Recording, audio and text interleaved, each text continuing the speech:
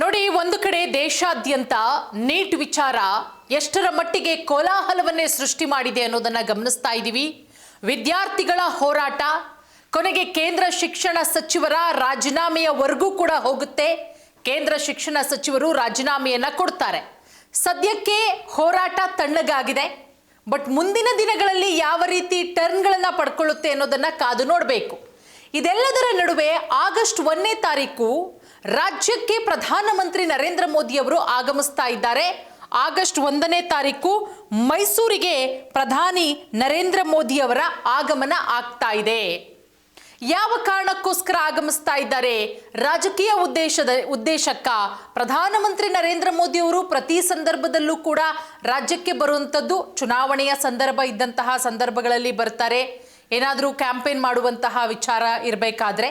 ಆದರೆ ಈಗ ಅವರು ಪ್ರಧಾನಿಗಳು ರಾಜ್ಯಕ್ಕೆ ಬರ್ತಾ ಇರೋದು, ಅದರಲ್ಲೂ ಮೈಸೂರಿಗೆ ಆಗಮಿಸ್ತಾ ಇರೋದು, ರಾಮಕೃಷ್ಣ ಆಶ್ರಮದ ವತಿಯಿಂದ ಹಮ್ಮಿಕೊಂಡಿರುವಂತಹ ಕಾರ್ಯಕ್ರಮಕ್ಕೆ ಪ್ರಧಾನಿ ನರೇಂದ್ರ ಮೋದಿ ಭಾಗವಹಿಸ್ತಾ ಇದ್ದಾರೆ.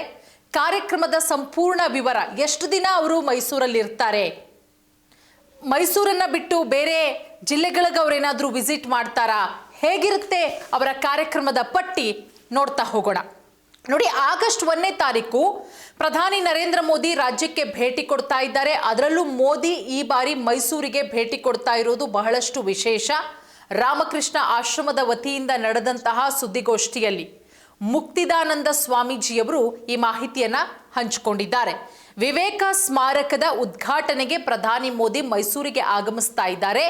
ಮೋದಿ ಜೊತೆಗೆ ಸಿಎಂ ಡಿಕೆ ಶಿವಕುಮಾರ್ ಅವರು ಕೂಡ ಉದ್ಘಾಟನೆಯಲ್ಲಿ ಭಾಗಿಯಾಗುವುದು ಬಹಳಷ್ಟು ವಿಶೇಷತೆಯಾಗಿದೆ. ನೋಡಿ, ರಾಮಕೃಷ್ಣ ಆಶ್ರಮದ ವತಿಯಿಂದ ಸುದ್ದಿಗೋಷ್ಠಿಯನ್ನ ಮಾಡಲಾಯಿತು. ವಿವೇಕ ಸ್ಮಾರಕ ಉದ್ಘಾಟನೆಗೆ ಪ್ರಧಾನಿ ನರೇಂದ್ರ ಮೋದಿ ಭಾಗವಹಿಸುತ್ತಾರೆ ಅನ್ನೋ ಮಾಹಿತಿ ಕೂಡ ಸಿಕ್ಕಿದೆ.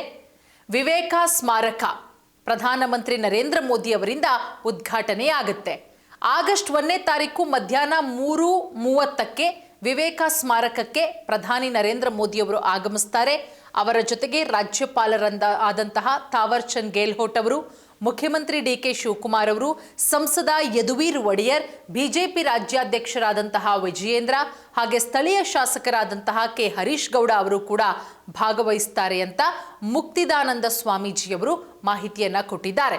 ನೋಡಿ, 1892ರಲ್ಲಿ ಸ್ವಾಮಿ ವಿವೇಕಾನಂದ ಅವರು ಮೈಸೂರಿಗೆ ಬಂದಂತಹ ಸಂದರ್ಭ, ಅವರು ತಂಗಿದ್ದಂತಹ ಜಾಗವನ್ನ ಗುರುತಿಸ್ಬಿಟ್ಟು ವಿವೇಕ ಸ್ಮಾರಕವನ್ನ ನಿರ್ಮಾಣ ಮಾಡಲಾಗಿದೆ. 1892ರಲ್ಲಿ ಸ್ವಾಮಿ ವಿವೇಕಾನಂದ ಅವರು ಮೈಸೂರಿಗೆ ಬಂದಂತಹ ಸಂದರ್ಭದಲ್ಲಿ ಅವರು ಯಾವ ಜಾಗದಲ್ಲಿ ತಂಗಿದ್ರು ಆ ಜಾಗವನ್ನು ಗುರುತು ಮಾಡಿ ವಿವೇಕ ಸ್ಮಾರಕವನ್ನು ಆ ಜಾಗದಲ್ಲಿ ನಿರ್ಮಾಣ ಮಾಡಲಾಗಿದೆ. ಸ್ಮಾರಕದ ಪಕ್ಕದಲ್ಲಿ ಶಿವನ ದೇವಾಲಯ ಕೂಡ ಇದೆ. ಅಲ್ಲಿ ಮೋದಿ ಅವರು ವಿಶೇಷ ಪೂಜೆಯನ್ನು ಸಲ್ಲಿಸ್ತಾರೆ. ಅದಾದ ನಂತರ ವಿವೇಕಾನಂದ ಅವರು ತಂಗಿದ್ದ ಜಾಗಕ್ಕೆ ಭೇಟಿ ಕೊಟ್ಟು ಪುಷ್ಪಾಂಜಲಿಯನ್ನ ಕೂಡ ಅರ್ಪಿಸಲಿದ್ದಾರೆ. ಇನ್ನು ಕಾರ್ಯಕ್ರಮಗಳ ವಿವರ ಯಾವ ರೀತಿ ಇದೆ ನೋಡಿ, ಮೋದಿ 2 ನಿಮಿಷಗಳ ಕಾಲ ಅಲ್ಲಿ ಧ್ಯಾನ ಮಾಡುವಂತಹ ವ್ಯವಸ್ಥೆ ಕೂಡ ಮಾಡಲಾಗಿದೆ. ನಂತರ ವಿವೇಕ ಸ್ಮಾರಕವನ್ನು ಉದ್ಘಾಟಿಸ್ತಾರೆ. ಡಿಕೆ ಶಿವಕುಮಾರ್ ಅವರು ಕೂಡ ಕಾರ್ಯಕ್ರಮದಲ್ಲಿ ಭಾಗಿಯಾಗ್ತಾರೆ.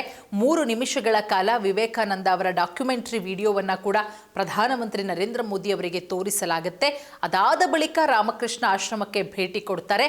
ಅಲ್ಲಿಂದ 4:15ಕ್ಕೆ ಶ್ರೀ ರಾಮಕೃಷ್ಣ ವಿದ್ಯಾಶಾಲೆಯ ಸ್ಟೇಡಿಯಂನಲ್ಲಿ ಯುವಕರನ್ನ ಉದ್ದೇಶಿಸಿ ಸಾರ್ವಜನಿಕ ಭಾಷಣವನ್ನ ಕೂಡ ಮಾಡ್ತಾರೆ. 30 ನಿಮಿಷಗಳ ಕಾಲ ಮೋದಿ ಮಾತನಾಡಬಹುದು ಅನ್ನುವ ನಿರೀಕ್ಷೆ ಕೂಡ ಇದೆ. ರಾಮಕೃಷ್ಣ ಆಶ್ರಮದ 100 ವರ್ಷಗಳ ಡಾಕ್ಯುಮೆಂಟರಿ ವಿಡಿಯೋವನ್ನು ಕೂಡ ತೋರಿಸಲಾಗುತ್ತೆ. ನಂತರ ಶಿಲಾನ್ಯಾಸವನ್ನು ಲೋಕಾರ್ಪಣೆ ಕೂಡ ಮಾಡಲಾಗುತ್ತೆ. ಇನ್ನು ಪ್ರಧಾನಮಂತ್ರಿ ನರೇಂದ್ರ ಮೋದಿ ಅವರು ಬರ್ತಾ ಇರೋದ್ರಿಂದ ಸಾಕಷ್ಟು ಭದ್ರತೆಯನ್ನು ಕೂಡ ಮಾಡಲಾಗಿದೆ. ಸಾರ್ವಜನಿಕರಿಗೆ ಸೀಮಿತ ಪ್ರವೇಶ ಇರುತ್ತೆ. ಪೊಲೀಸ್ ಇಲಾಖೆ ಅನುಮತಿ ಕೊಟ್ಟವರಿಗೆ ಮಾತ್ರ ಪಾಸನ್ನು ಕೊಡಲಾಗ್ತಾ ಇದೆ. 6,000 ಜನರು ಮೋದಿ ಬರುವಂತಹ ಕಾರ್ಯಕ್ರಮಕ್ಕೆ ಈಗ ಆಲ್ರೆಡಿ ಬರುವಂತಹ ನಿರೀಕ್ಷೆ ಕೂಡ ಇದೆ. 3 ಗಂಟೆಗೆ ಬಂದರೆ 1:15ಗೆ ಎಲ್ಲರೂ ಬರಬೇಕು ಅಂತಲೂ ಕೂಡ ಹೇಳಲಾಗ್ತಾ ಇದೆ.